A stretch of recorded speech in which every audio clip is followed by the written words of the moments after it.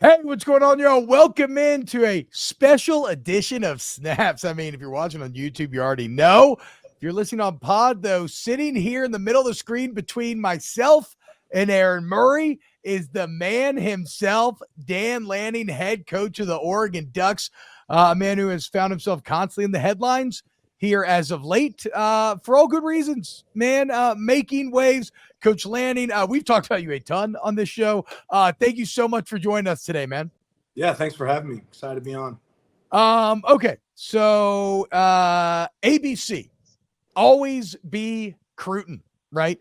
It seems like maybe nobody embodies that better than you do. And the zenith of this, one of the most big dick moves I've ever seen in my entire life. Rumors are swirling, yada, yada, yada. And what do? Y'all drop a tape saying, look, I ain't going nowhere. What went into that? How did that come about? Because I've never quite seen anything like that. Was that last second? Was it planned? How did that video come about?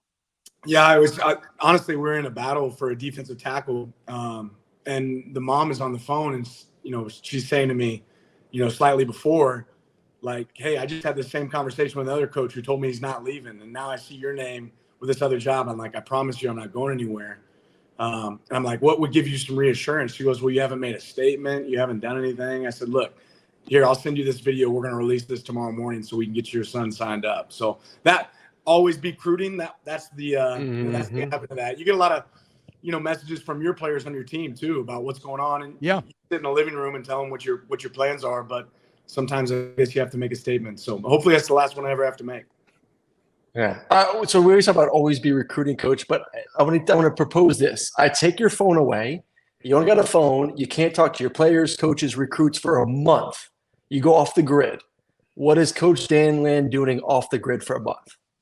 That sounds amazing. completely unrealistic. I'll be spending time with my family. Yeah. Just really that, enjoying that. I like to play golf. I'm not any good at it, but I just enjoy the camaraderie and the scenery, out there on the course if I get the opportunity. But more than anything, kicking it with my kids. My youngest son's playing basketball right now, and last weekend's the first game that I got to watch 3/4 of it. So wow. I would love to be able to go watch him go, compete and spend some time with the crew. Well, and Coach, that's what's kind of crazy about this, right? Is that outside looking in, you seem like one of the more human coaches, right? Like, I'm 35, we're about the same age, right? Like that quote that you were like, look, man, I want my kid to like finish high school. I'm going to watch, like, for us to do that, we got to win games. Like, I got to win games here in Oregon. Like, that's incredibly, I guess, normal compared to a lot of coaches where it's always like, what's the BBD? What's next? What's a bigger step I can get to? So what is it about Oregon where you're kind of you seem to be planning some Redwood-esque roots, if you will? Yeah, we just love this place. I'd never been in Oregon. When I got off the plane, here's my first time ever being here. So as the head coach, get off, and I expected great facilities. I expected some awesome resources, but it's not just the facilities at the football office. It's going over to campus and seeing the Jakewell where we get to do academics. It's the people. Everybody says the people, and it's a term that's overused in college football. But we genuinely have great people that are hungry to be here, best job they've ever had. So that makes this place, and then being able to be in a spot where you can have success. For me, winning is number one, and I'm in a place where we can win. And you want to have a happy life, win games, right? So yeah, true. That's kind of where it starts. And I'm in a place where I feel like we can win games. And, like I said, we have great support. So if I need something, I feel like they make it happen. So you need a veteran quarterback to win games, and you go from probably going to be the quarterback with the most career starts in Bo Nix to Dillon Gabriel, who may surpass that if he does stay healthy this year, and obviously wins out the battle if you guys do have one in spring and fall. Talk about the importance of that position in a veteran guy, a guy that's played a lot of football, and maybe was that something that you sought for when Bo, obviously moved on after his last season there at Oregon? Yeah, I think we're always looking for ways to enhance your roster. We want to build it from the ground up. We start with high school recruiting, we sign over 25 high school guys this year, but I think you use the portal to be able to enhance your roster and improve it. And when you find a guy the character of Dillon and Dante, a guy that we had recruited before, you get excited when you get to add guys to your roster like that create competition. The best in everybody comes out when you have to go out there and compete. So having some guys with great experience, with the skill set and the talent, that's not just the quarterback, that's every position. Well, and you managing it, that was like one of the most shrewd, impressive feats of the offseason. And it speaks something that I've wondered about a lot with you, Coach, and that is your kind of relative youth, maybe to some of your peers. I mean, I mentioned it, 37 years old. Right now, college football is evolving by the day, right? We have completely reforged the sport. It's more time intensive than ever. You have to be more adaptable than ever. Do you feel like you get any advantages from the fact that you're still kind of coming up in this thing as it's changing all around you compared to maybe some old heads that have, been doing it for 30, 40 years? Yeah. I mean, when I first became the head coach here, it's one of the first things I said. I don't know if it's easier to become a head coach now, or it's, easier to have been a head coach for 15 years and everything's changing. So one of the things that I think makes us successful around here is I'm not afraid to change, and I certainly don't have all the answers. So as long as you know that you're probably not going to have the answers in college football the way it's going right now, and you surround yourself with good people and you're willing to adapt, you got a chance. But if you're not willing to adapt right now, you've got zero chance. So I know that. What needs to change? Like if you were given a little bit even more control or more say, or see it with the commissioners, if you had sat down with those guys, like what is something that you during your time now as a head coach and experiencing that role would make the game better or easier? Because I always say for like coaches, when I go to like the SEC media days, like what can we do to make y'all's life better? Because you guys are the face of the programs. Like what needs to change with all the changing landscape and the craziness going on in our game? Yeah, I don't know that I have a great answer. I think before we change another rule, we need to make sure we think about the ramifications of each rule, because it feels like that's maybe a little bit of what hasn't been done. Like right now, the portal window exists twice in the same season. So right now we're going to the spring and we feel like we know who's going to be on our roster, but post spring, it could be completely different again.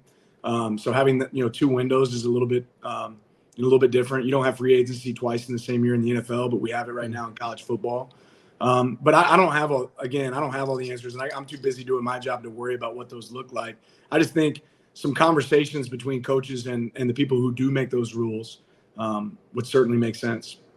Coach, one of the most impressive parts about Oregon last year is the toughness that you seem to have instilled there. When you think about what Oregon's been kind of in our era, I would say, kind of your 20-aughts on, it's been flashy.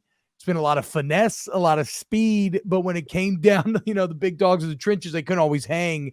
And it feels like that not only that start to change last year, but it feels like that's been a real point of emphasis from you. What's that process like? How do you go about changing kind of a brand identity and creating toughness like that? Well, you have a standard. You have a standard of performance. I think our coaches do a phenomenal job of owning that standard, what it looks like. To play tough, you got to practice tough. You can't show up on game day and do it and not do it during the week in practice. And I always say, if you don't bite as a puppy, you're not going to bite as a dog. So you got to go find guys that are physical in high school. You got to go find guys that are physical, through recruiting, that want that embrace that. Going into this bowl prep, there were some days that I was going to go out and our guys were going to wear spiders because it's been a long season. And our guys are like, no, coach, we need pads. So when your players embrace that, yeah, what? I think that speaks volumes to what they think about what it takes to win. And, it's like you said, it's not going to be jerseys and cool cleats that get it done. That's awesome that you can look good, but you better play good. Mm-hmm. All right, so you got going obviously at Georgia, the SEC, go to the Pac-12, and then now making the transition to the Big Ten. I know you haven't really experienced the Big Ten just yet. I don't know when you guys start breaking down the film and start looking at your opponents, but as you look at the three different conferences, and obviously one has kind of gone away now, the Pac-12, what are the similarities and differences as you kind of look to all three? And how do you take what you learned maybe in the SEC to now what you're going to do in the Big Ten? Yeah, I don't know how different it is. I got to spend some more time diving into it. Right now we've been on the road recruiting after our season wrapped up. So we're doing a self-scout first. So it starts with us. It starts where can we improve? What do we have to do, to get better? And then we'll start diving into a little bit of who we're going to play. That league has changed a lot in the last 10 years, just like every league in college football has. So we got to see what it looks like. I do know that college football and NFL football is one up front. So you got to be able to take care of the line of scrimmage. And that's something we've put an emphasis in.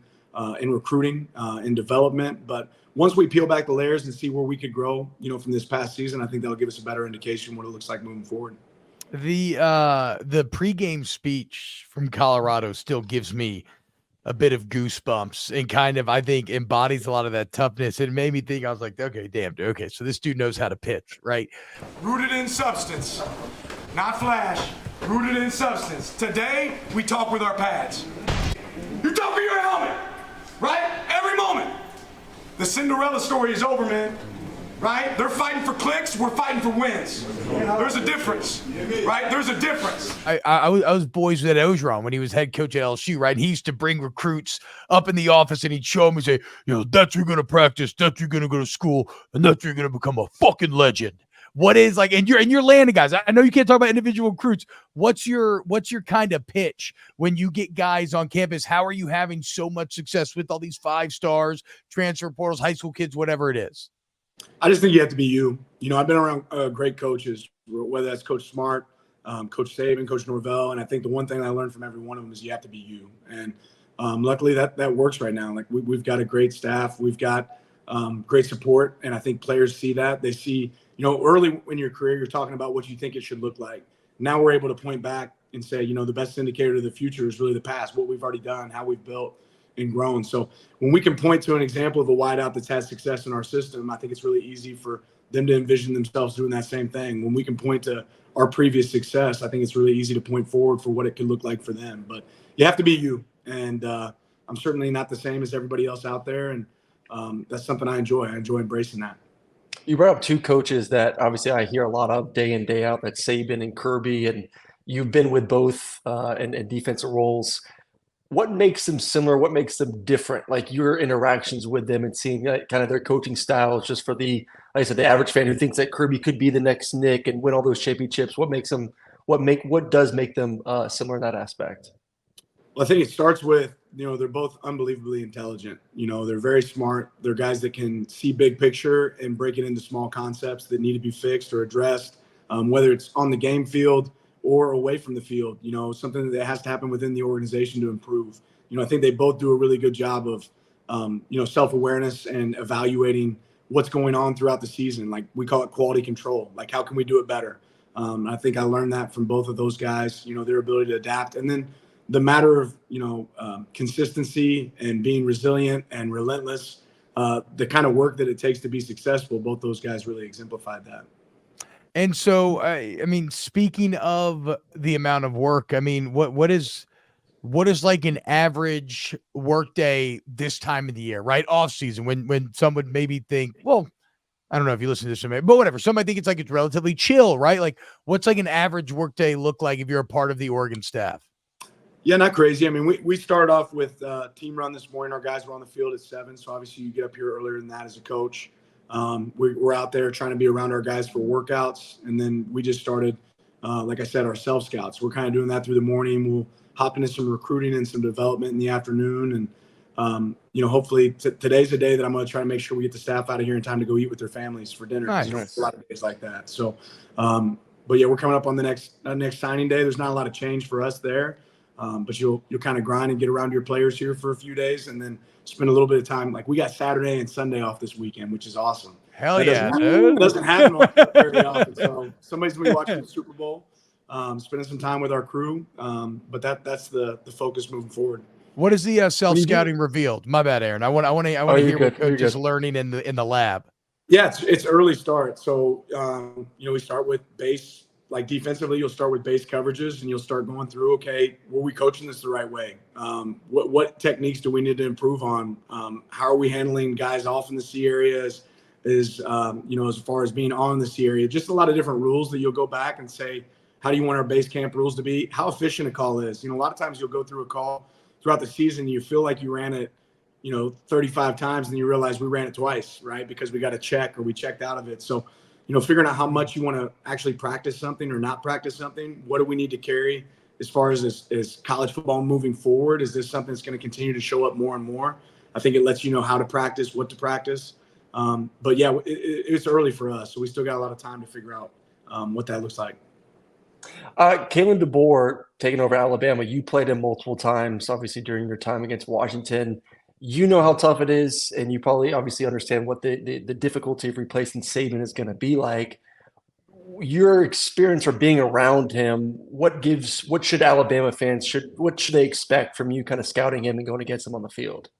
He's a great coach. I think you have to look at his track record. He's won everywhere he's been, and I've got an appreciation for Coach DeBoer and the job he's done, just because he's done it from a grassroots level. Like he, small ball and worked his way up, and had a lot of success. I think he's a guy that has done a good job with coaching development as well. The guys that are around him, he's got a group of guys that have been part of his journey as a coach, and obviously he gets a lot out of his players. So I think they should be pretty excited about what they have down there in Tuscaloosa.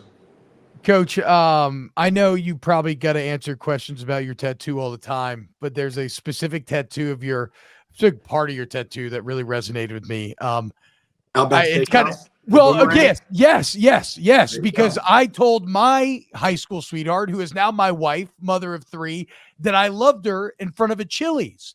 And I think Chili's and Outback is not close. No, I know. Well, okay. Well, hold Outback's on. another level, man. I mean, come on now. I mean, what are we talking about here? They're adjacent to one another. I'm not saying they're the same thing, but they're like cousins or something like that.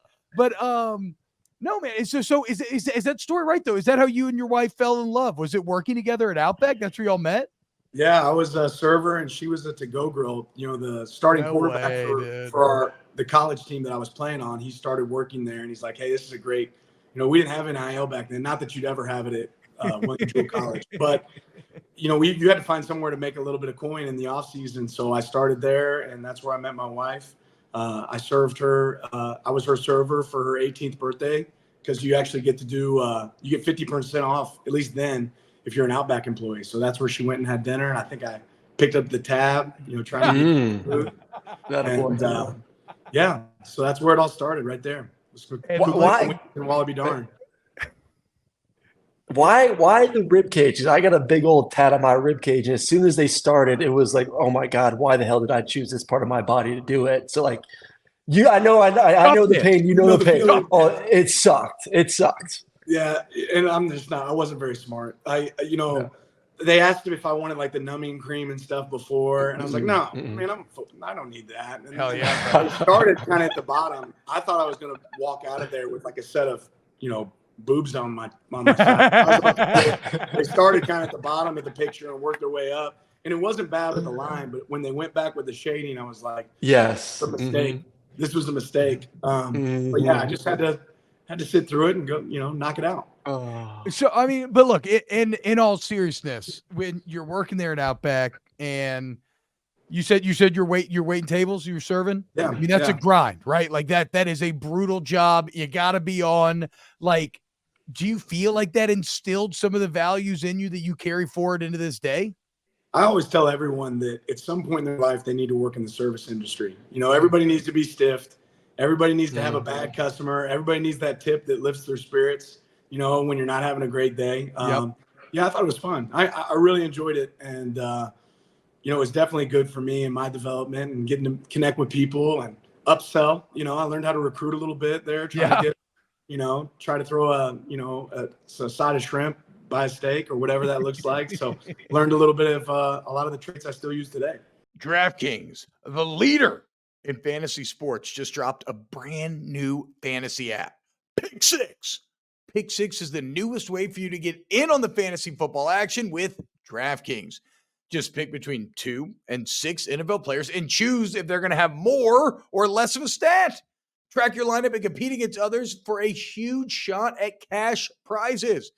Download the DraftKings Pick Six app now and sign up with code TBOB. That's code TBOB. Only on DraftKings Pick Six. The crown is yours. Hell yeah, man. Last one for me, Coach. You said you get the weekend off. Who wins Super Bowl? You going for that part of the country? I'm a Chiefs fan. I'm a big Andy Reid fan. I'm from Kansas City, so got to pull for the Chiefs in this one. I'm counting on Patty Mahomes to have. What's your top barbecue spot? I was a Chiefs for a couple of years, so always interested to hear. Yeah, I grew up loving Arthur Bryant's. That's certainly been my favorite. I'm really a fan of Joe's now, but I like changing it up. Jack Stack, Q39. There's some great ones there in Kansas City. Dude, that Q39, the burnt ends was something I discovered when I got there. And after every game, 2 pounds of burnt ends. Love burnt ends. Legit. All right. We could talk to you all day. I got just real quick here because, like, in the NFL right now, you're seeing the defense kind of won this year. You know, like they push back against the offense. I mean, you look at the Chiefs, right? Last game, sure, Mahomes comes out 17, but then after that, like the defense won the game. Do y'all study the NFL game and try to employ some of those concepts and bring him down, or is the meta too different between college and the league? There's certainly a big difference. That being said, yeah, we'll study the game and break it down. It's kind of that's that next phase. Once we get through evaluating our team, we're going to ask ourselves, what do we need moving forward? And we want to add a couple of wrinkles here and there. But the big difference, you see a little bit with the Ravens, but the QB run game's a lot different in college. Yeah. Mm-hmm. So, and the ability for those guys to take off and run, you don't see them take off and run quite as much in the league as you do here. So we're going to pull pieces of that, parts that fit for us and our system, but there's definitely a difference in the game. Coach, I can't thank you enough, man. I know, like, the theme of this has been how crazy your life is, and here you are cutting out some time for us. So thank you so much, man. Best of luck this year. Hell yeah, it's been a ton of fun to watch, and I'm excited, man. Thank you. Thank you guys for having me on. It's been fun. Absolutely, Coach Dan Lanning, the legend. More snaps. Next, keep it locked. Sub to the channel.